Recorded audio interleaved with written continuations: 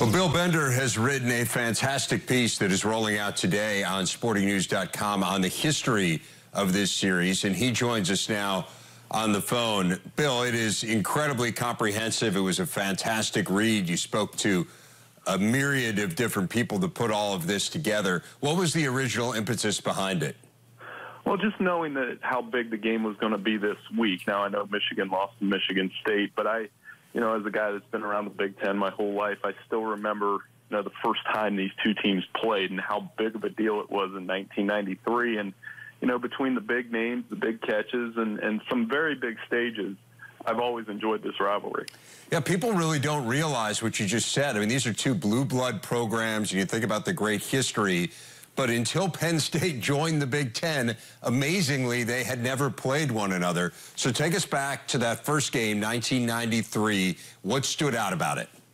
Well, I think the first chapter was that the goal line stand. Early in the fourth quarter, Penn State was trying to drive in. And remember how loaded they were. They had Kerry Collins. It was their 1000th game. And talking to Steve Jones and Jim Brandstatter about it, there was just this air of newness, and just seeing those helmets on the field for the same time, it was pretty cool.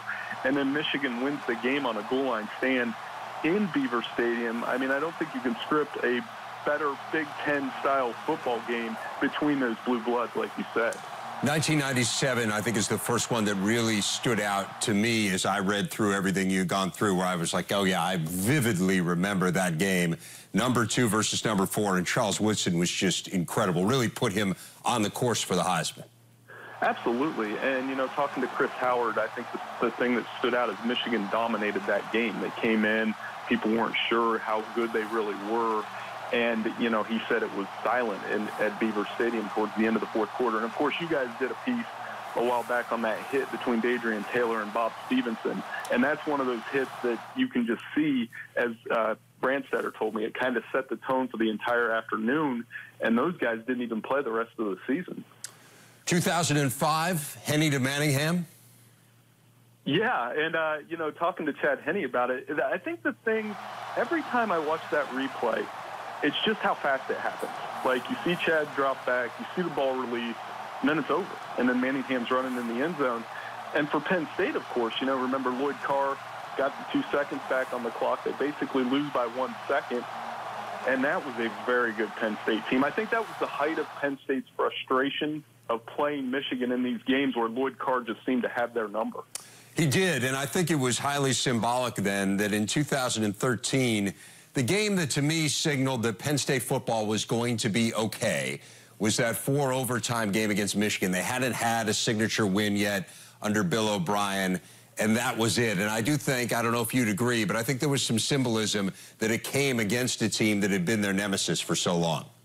Absolutely. And the 4 overtime stage, and talking to Bill Belton about it, he just said you could feel it in the air, that the atmosphere called for this type of game. And I remember Michigan takes control, and then, of course, I think the play everybody remembers, again, a big catch where Allen Robinson takes this incredible catch over Channing Stribling to set up all those overtimes. And I think really that game also, Dave, kind of got us in the right direction where we are now, where, of course, James Franklin has Penn State on track. Jim Harbaugh arrives in Michigan a year later. And, boy, it set up the stage for a pretty big one on Saturday night. Bill, what was your favorite conversation that you had in researching this series? Well, as always, and he's a guy that's very frequent on you guys' show, is John Bacon, who's just so useful. He's a wealth of knowledge. I think the announcers that have been around the game, like Steve Jones, Jim Brandstatter, not to say I didn't enjoy talking to the players. They always have great insight. But, when you're talking to these encyclopedias that have been around the game so long, and, again, I think everybody's kind of pointing to Saturday, where you're going to get to see Saquon Barkley and Devin Bush on the same football field. I don't know if it gets much better than that. What was the biggest thing that you learned that you didn't know before embarking on this project?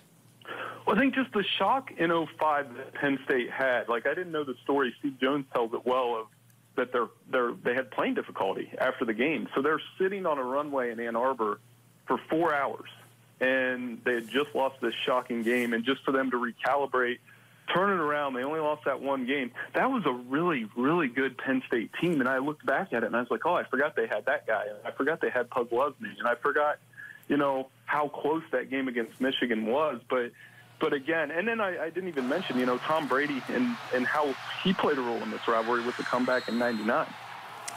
Well, Bill, thanks again. You can see this entire piece today on sportingnews.com. If you are a fan of either one of these teams, I mean, the highlights alone are worth it, but tons of incredible stories as well. I know a lot of work went into it. Thanks for sharing some of your thoughts with us. I appreciate it. Thank you.